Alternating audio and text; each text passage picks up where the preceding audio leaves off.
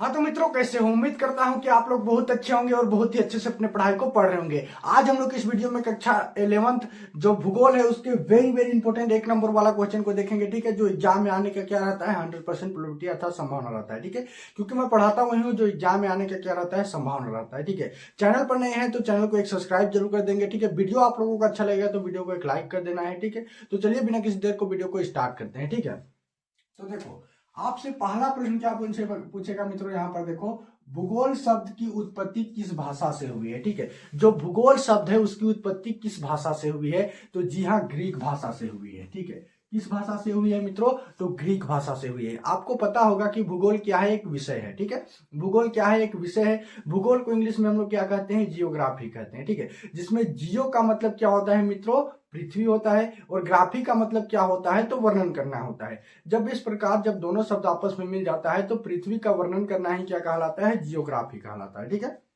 तो हमसे प्रश्न क्या पूछा था मित्रों, भूगोल शब्द की उत्पत्ति किस भाषा से हुई है, तो आप लोगों को याद रखना है ग्रीक भाषा से हुई है। ठीक है, आई होप कि आप लोगों को पहला प्रश्न समझ में आ गया होगा, तो वीडियो को एक लाइक कर देंगे। ठीक है, दूसरा प्रश्न की यदि हम लोग बात करें तो भूगोल के जनक किसे कहा जाता है। ठीक है, जो भूगोल के जनक कौन है, किसे कहा जाता है। ठीक है, तो भूगोल के जनक मित्रों इरेटोस्थनीज थे, जिन्होंने क्या किया, भूगोल के बारे में बहुत सारे जानकारी दिए, बहुत सारे तथ्य दिए। ठीक है, बहुत सारी सूचना को एकत्रित करके प्रदर्शित किए, इसीलिए हम लोग इसे क्या कहते हैं, भूगोल का जनक कहते हैं। ठीक है, तो भूगोल के जनक कौन है मित्रों, तो इरेटोस्थनीज है। ये बात भी आप लोगों को याद रखना है। ठीक है, सारे क्वेश्चन मोस्ट इंपोर्टेंट है, एग्जाम में आने का बहुत ज्यादा संभावना रहता है। ठीक है, देखो तीसरा प्रश्न क्या पूछेगा, पृथ्वी के सबसे बड़ा महाद्वीप कौन है। ठीक है, जो पृथ्वी का सबसे बड़ा महाद्वीप कौन है। ठीक है, तो आप लोगों को पता होगा पृथ्वी पर कितने महाद्वीप है, 7 महाद्वीप है। कौन कौन से है, तो एशिया महाद्वीप है। ठीक है, यूरोप महाद्वीप है, उत्तरी अमेरिका, दक्षिणी अमेरिका महाद्वीप है। ठीक है, फिर ऑस्ट्रेलिया और अंटार्कटिका क्या है, ये 7 महाद्वीप है।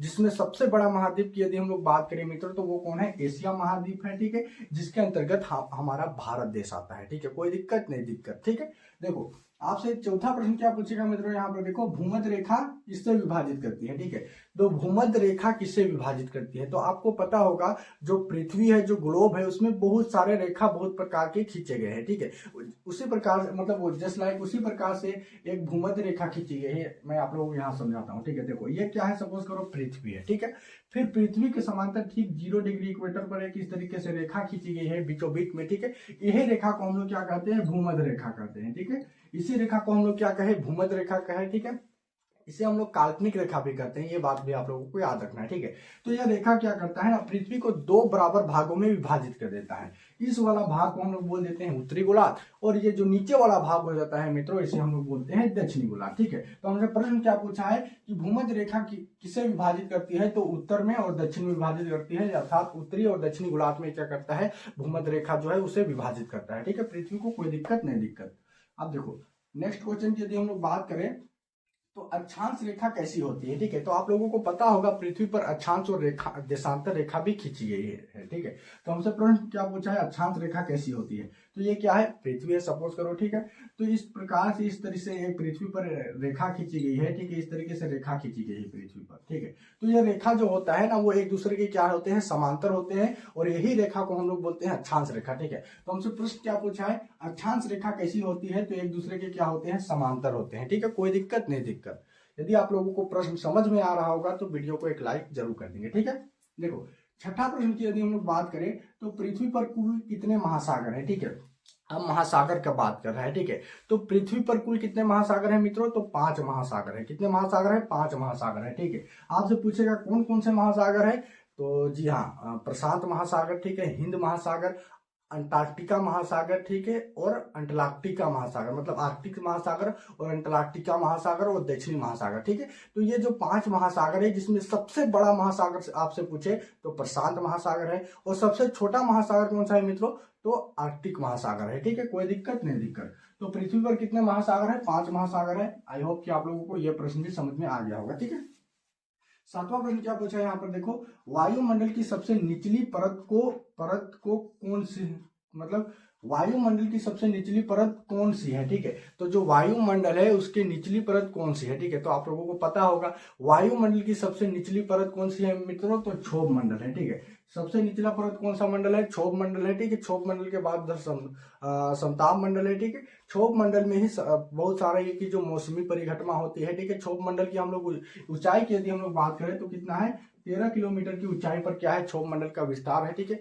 यही मंडल में बहुत सारे मौसमी परिघटना होता है, जैसे कि बारिश का आना, ठीक है, बिजली का चमकना, बादल का घिरकना, ठीक है, हवा का चलना। इन सारी परिघटनाएं किसमें होती है? तो क्षोभ मंडल में होती है, ठीक है। कोई दिक्कत नहीं दिक्कत।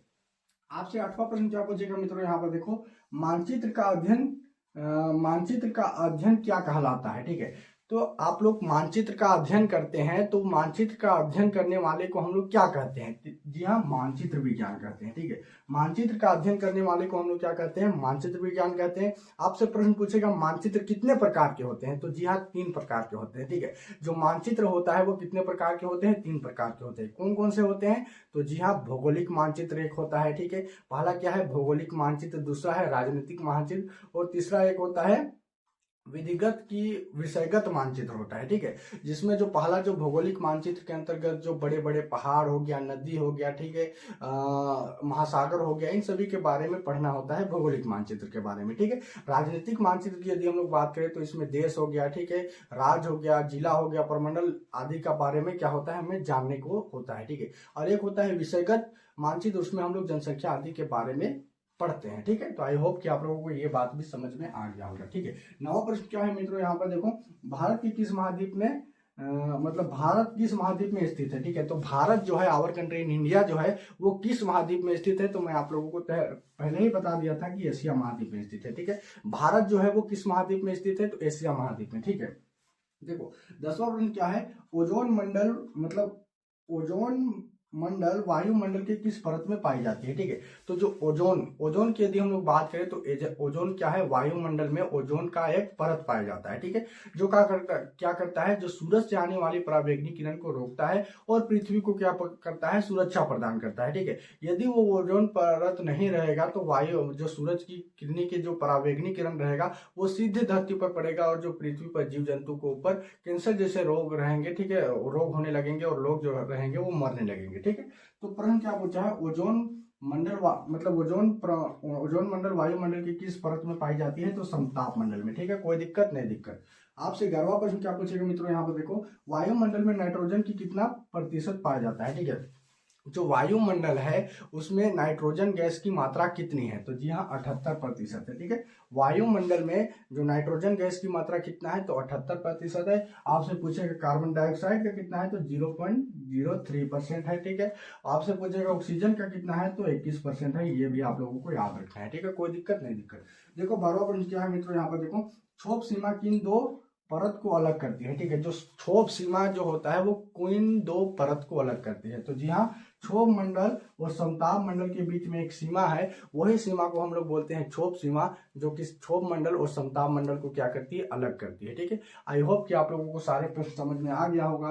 तो वीडियो को एक लाइक जरूर कर देंगे, ठीक है। चैनल पर नए हैं तो चैनल को एक सब्सक्राइब भी जरूर कर देंगे। फिर मिलेंगे अगले वीडियो में मोस्ट इंपोर्टेंट क्वेश्चन के साथ में, ठीक है। एग्जाम में तहलका मचाना चाहते हैं तो चैनल को एक सब्सक्राइब जरूर कर देंगे। आज के लिए इतना ही, फिर मिलेंगे अगले वीडियो में।